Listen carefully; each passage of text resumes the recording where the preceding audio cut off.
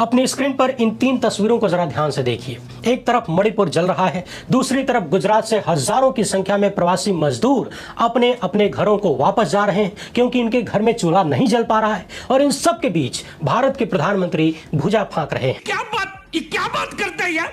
क्या आप कल्पना भी कर सकते हैं कि जब देश में लाखों करोड़ों लोग जिंदा रहने के लिए संघर्ष कर रहे हो, उस वक्त देश का मुखिया केवल और केवल एक राज्य में चुनाव जीतने के लिए तिकड़म लगा रहा हो? इस सज्जन को क्या तकलीफ है भाई? लेकिन साथियों, 15 साल में टीएमसी की निर्मम सरकार में क्या बदला? 15 साल पहले बंगाल में जो बच्चा पहली क्लास में पढ़ता था, वो आज देश के दूसरे राज्यों में रोजगार के लिए पलायन की तैयारी कर रहा है। और ये खबर अपने आप में पीएम मोदी से सवाल पूछती है कि अगर आप इतने चैंपियन हैं पलायन को रोकने में, तो बिहार से पलायन क्यों नहीं रोक पाए? अब नहीं आऊंगा दोस्त, अब नहीं आऊंगा। बता। वीडियो गुजरात के सूरत से आया है, जहां से प्रवासी मजदूर जानवरों की तरह भाग रहे हैं और भागते हुए कह रहे हैं कि अब वापस कभी नहीं आएंगे। रे आओगे नहीं तो जाओगे कहाँ? जब 10,000 में वोट बेच रहे थे तब नहीं सोचा था? जिन्हें तुम नेता समझ रहे हो वो व्यापारी हैं, अपना 10,000 सूद समेत वसूल रहे हैं। जो सारे मिलके हमको पागल बना रहे हैं। अरे बड़े खतरनाक लोग हैं। आपकी कमाई का कोई साधन नहीं और आप कपड़ा रोज 3 बार बदल रहे हो, नींबू काट पहन रहे हो, कहाँ जाता है पैसा? काम कोई है नहीं, धंधा कोई है नहीं, बायोडेटा में लिखा समाज सेवा और फॉर्च्यूनर में चल रहे हो झमाझम, 4 गाड़ी आगे 4 पीछे। कोई कह रहा है राष्ट्रवाद लाएंगे, कोई कह रहा है जी समाजवाद लाएंगे, कोई कह रहा है जी कांग्रेस लाएंगे। क्या? और 250 ग्राम की चेन डाले गले में। कैसे कैसे? जैसे आदमी अल्टो नहीं खरीद सकता, स्कूटर मोटरसाइकिल नहीं ले सकता भारत का आम आदमी, वैसे आप लोग जहाज में चल रहे हो, निजी जहाजों में है, ज्ञान बांट रहे हो कि गरीब के लिए रात भर जग रहे हैं, छत पे टहल रहे हैं। जुम करो। हमने आप लोगों के घरों में कप प्लेट देके पूछो ये कटोरी कहां से आई? बोले ये इटली से आई। बोले ये बोले पेरिस से आया गिलास। गरीब के लिए रो रहे हो? क्या करे जा रहे हो यार? ये तमाशा नहीं किया करो भाई, इतना तो मत किया करो। लोग सुनते होंगे टीवी पर, इस पर तो क्या कहते होंगे? जहर खाने का मन करता होगा गरीब आदमी का। उसके गरीबी के साथ मजाक मत करिए। आप रोटी नहीं दे सकते तो शांत तो रहिए। काजू बादाम खाने के बाद बाहर निकले और ये कहें कि मैं भी भूखा हूं, ये तो झूठ मत फैलाइए भाई। सल्यूट है आपको। क्या आपके घर में बाल बच्चों की शादियां नहीं देखी हमने? नहीं देखी क्या? आप लोगों ने जितनी नहीं देखोगे, राघवेंद्र ने, कपिश ने, आनंद ने, उतनी मैंने देखी और विक्रम राव साहब ने देखी। आपके नेताओं के यहाँ शादियां।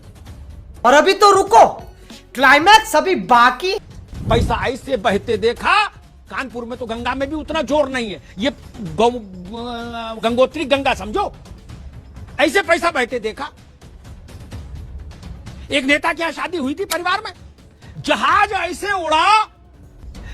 ऐसे उड़े जैसे विक्रम टेम्पो चलते हैं चमनगंज से कानपुर में, उस फ्रीक्वेंसी में जहाज उड़े।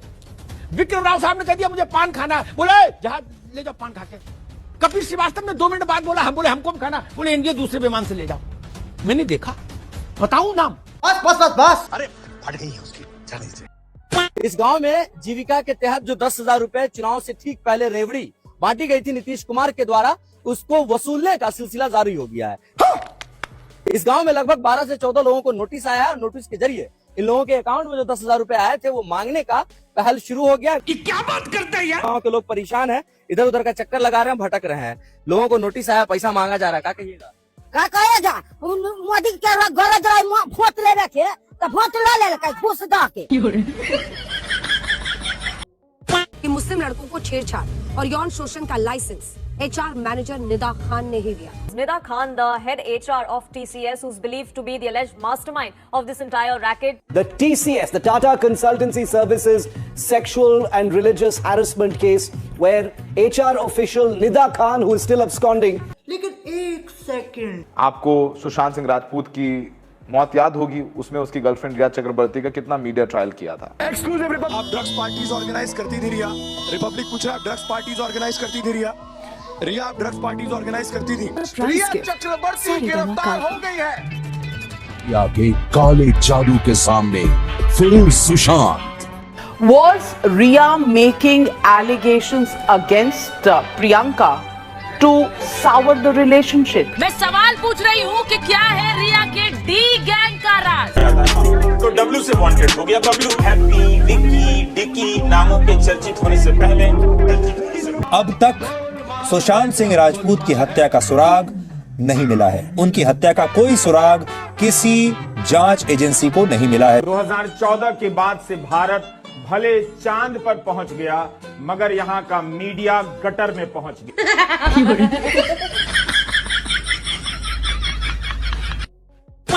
अभी टीएमसी की एक और दुर्नीति सामने आई है।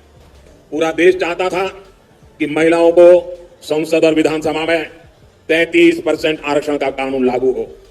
इस पर संसद में बहस हुई, लेकिन टीएमसी नहीं चाहती थी कि अगली बार विधानसभा में ज्यादा महिला विधायक चुन करते जाए, क्योंकि ऐसा होगा तो वो महिलाओं के हक में आवाज उठाएगी। इसलिए टीएमसी ने महिलाओं को आरक्षण का विरोध किया है। लेकिन एक सेकंड, महिलाओं की भागीदारी में अगर किसी ने रोड़े अटकाए हैं तो भारतीय जनता पार्टी ने अटकाए। कैसा? तो चलिए मैं साबित कर देता हूँ। ठीक है। अभी कहाँ इलेक्शन हो रहे हैं? बंगाल में इलेक्शन हो रहे हैं ना। बंगाल के इलेक्शन में भारतीय जनता पार्टी ने जो टिकट दिए हैं, आपको पता है कि वो कितने दिए हैं? 33 टिकट दिए, यानी कि होता है महिलाओं का प्रतिशत 11.2%। और ममता बनर्जी जी ने 27.2% टिकट दिए, यानी 52 टिकट दिए हैं। अरे देवा!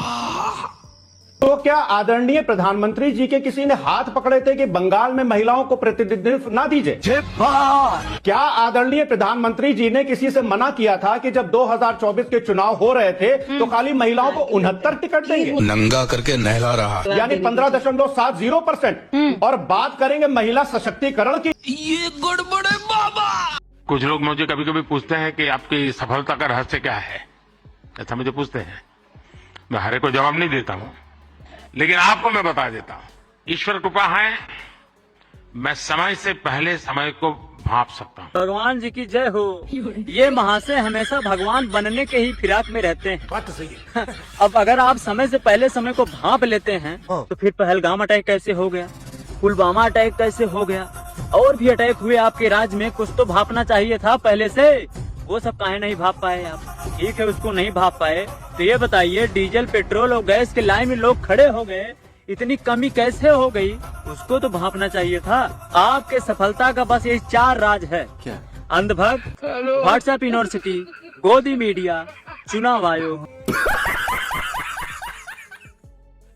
हिंदू खतरे में है या नहीं पता नहीं, लेकिन लाखों हिंदुओं की आइडेंटिटी और उनके वोट्स डेफिनेटली खतरे में हैं। दैनिक भास्कर की रिपोर्ट बताती है कि एसआईआर के दौरान बंगाल वोटर लिस्ट में से 90 लाख से ज्यादा नाम काट दिए गए हैं। एंड सबसे शॉकिंग बात यह कि 57 लाख से ज्यादा नाम इसमें हिंदुओं के हैं। एसआईआर का प्रोसेस गवर्नमेंट ने बांग्लादेशी घुसपैठ को खत्म करने के लिए किया था, लेकिन आज उस सेम प्रोसेस ने हिंदुओं की आइडेंटिटी और उनकी सिटीजनशिप को खतरे में डाल दिया है। खासकर मतुआ, राजवंशी और नाम शूद्र समाज के लोग, जो हमेशा से हिंदुत्व के कोर रहे हैं, आज अपनी आइडेंटिटी को लेकर सबसे ज्यादा डरे हुए हैं। आनंद बाजार की रिपोर्ट बताती है कि इससे लोगों में डर है अपने वजूद के खो जाने का। और सबसे बड़ा सवाल ये कि जिन 57 लाख हिंदुओं के वोटिंग राइट्स छीने गए हैं, उसका बेस क्या है? क्या उन्हें भी इलीगल इमिग्रेंट बताकर डिपोर्ट कर दिया जाएगा? जनता जवाब चाहती है। जनता जवाब चाहती है अपने वोटिंग राइट्स छीनने का, लिस्ट से अपना नाम कट जाने का। क्या ये जवाब उन्हें मिलेगा? हमको नहीं पता। आपका झुकाव देश के प्रति होना चाहिए। सरकार, पार्टी, राजनीति कब आएंगे कब जाएंगे इनको कोई पता नहीं। हमेशा रहेगा तो हमारा देश रहेगा, और हमारे देश ने इन लोगों को पाल पोस के यहाँ तक पहुंचाया है। इनके वजह से हमारा देश आजाद नहीं हुआ है।